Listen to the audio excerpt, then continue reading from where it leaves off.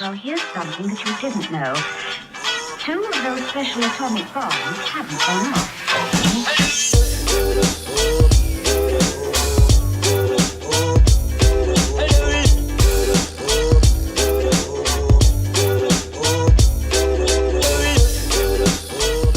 Welcome everyone to the Holistic Hipster channel. I am your host, Alexis Rivera, and in today's video, I'm going to share with you the exercises that you should be doing every time before you squat. Anyway guys, let's get into it. Alright, real quick, let me explain the concept of priming and why it's so significant. In short, the act of priming will turn on your central nervous system and it will set the stage for optimal recruitment patterns for all the exercises that you do. And you will immediately notice an increase in functional range of motion as well as strength output.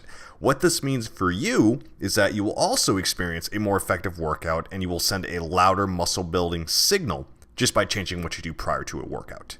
And now saying that, what I'm going to do is I'm going to share with you these exercises that will ensure a deeper and a more stable feeling squat. And it's also worth mentioning that the following exercises are in a certain order for a reason. So I highly recommend performing them in the sequence that they are being given. And enough of that, so let's get into the first movement. And the first movement are going to be the handcuffs. And by the way, this is a very deceiving movement, as in it's a lot harder than it actually looks. And that is because we are creating and producing a whole lot of tension with this movement right here. And also, I'm going to assume that a few of you are thinking, Alex, I'm trying to get a better looking squat. Why am I doing an upper body exercise? Well, that's actually a really good question. And to answer that, there is a lot of shoulder and scapular mobility that is needed during a barbell squat. And that is exactly what we're going to address here. We need to make sure that our thoracic region, our scapula, our shoulders is all mobile and ready and efficient before we get under the bar. So, enough of that. Let me share with you how we go about the handcuff. To begin, you're going to start with your forehead on the floor with your chin tucked.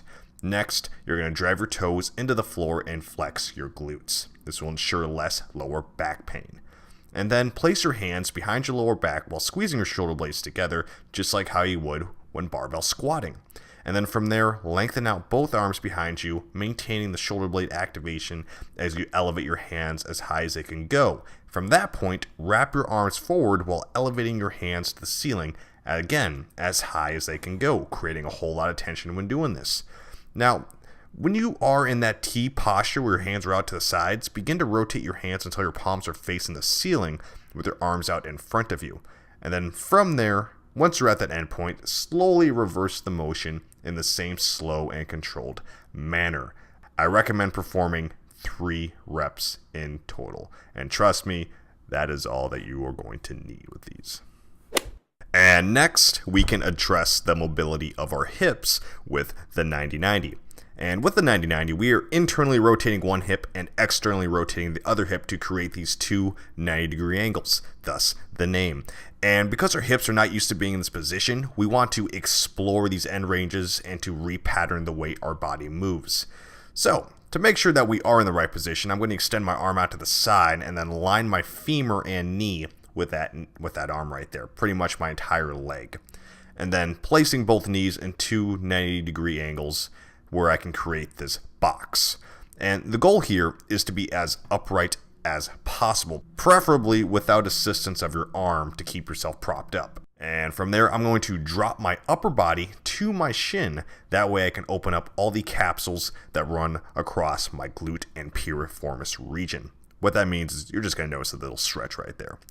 Now, it's also worth mentioning that if this 90-90 movement is difficult for you, or you cannot sit upright without propping yourself with your arm, then this is something that you need to do often, and I mean frequently, and I mean throw this in a few times a day, just so you can get that good hip mobility. And now we can address our ankle mobility, or our ability to dorsiflex our ankle, and we can do so by stepping into the combat base. And by the way, if ankle mobility is something that you know you want to improve, I have a whole nother video giving a more in-depth explanation of the exercises as well as more descriptions. And the name of that video is Fix Your Ankle Mobility, fix your squat. So just check that out. It's on the channel. Anyway, going back to the ankle mobility, the goal of the combat base is to create the maximum amount of dorsiflexion by driving the knee over your toes, all while keeping the front foot flat and without allowing that hip to flare out. Once we're in this position right here, we actually want to create tension in the tibialis anterior, and that's just a fancy way of saying your shin. And to do this, you are going to drive your shin to your foot, and you're going to drive your foot to the shin, essentially pulling each towards one another. If you're doing this correctly, your shin should start to feel like it is on fire. I'm saying there is this gnarly, wicked, tightening sensation, borderline cramping, Charlie horse, something like that, and it's going to light up. That's when you know they're creating that tension properly. As for the recommended amount of reps, I recommend doing a total of 3 reps on each side with holds of 10 seconds. And what I mean by that is create tension, 10 seconds, rest, do another rep, rest, do another rep, done. That simple. And next up is my go-to dynamic movement that I do with the majority of my clientele. And that right there is the lizard with rotation. Now, this is commonly a passive pose in yoga, but what we're going to be doing today is I'm going to share with you how to turn it into a tension-based movement that will activate our central nervous system.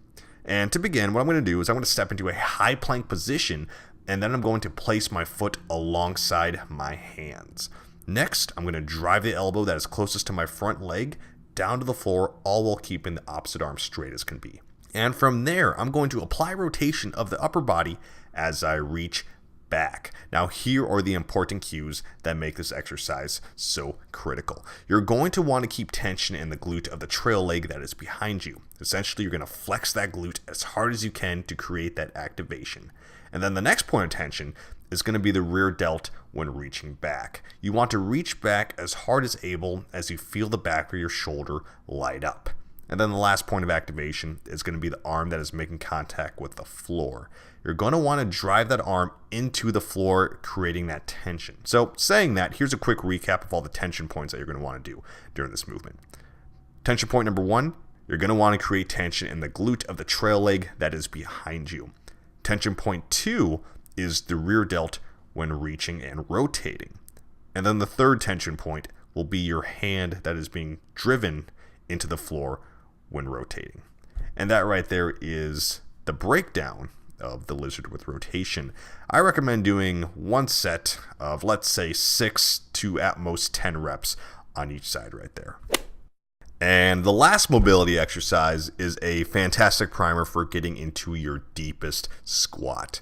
And for this, I'll be using the mobility stick from stickmobility.com. And the reason we're using the stick is it will enable us to increase our functional range of motion by providing feedback through the use of leverage and tension. And that tension that we'll be creating will actually stabilize our joints, which will allow us to drop into a further squat. So, to perform the Dumpy squat, you're going to want to press the stick into an elevated surface and then slowly drop into a squat.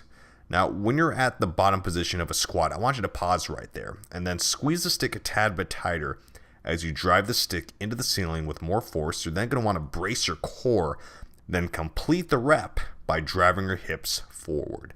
And when doing this, you'll notice greater depth on your squats as well as a greater sense of feeling solid or a greater sense of being more stable in that bottom position. Now, for this, I recommend 1 to 2 sets of 5 reps for these right here. By the way, if you'd like to learn a little bit more about stick mobility and the application of its use as well as other exercises, I have a whole other video on my channel as well. I believe it's called The Best Mobility Tool. So it's on my channel. Go check it out if that fancies your eye or if that piques your interest. Anyway, guys, if you found this video useful in any way, please drop a like and subscribe to the channel for more content just like this. And if you're interested in getting a mobility stick of your own like the one shown in the video, then check out the link in the description down below and you'll be redirected to Stick Mobility's website. And then you can enter in the discount code HOLISTICHIPSTER to receive 10% off of any of the mobility sticks available.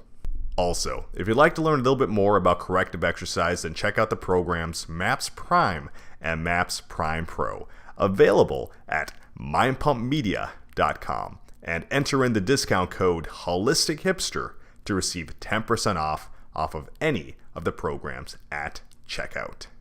Lastly, if you have any questions about the video or any questions in general, please just drop a comment down below in the comment section and I'll be more than happy to answer those.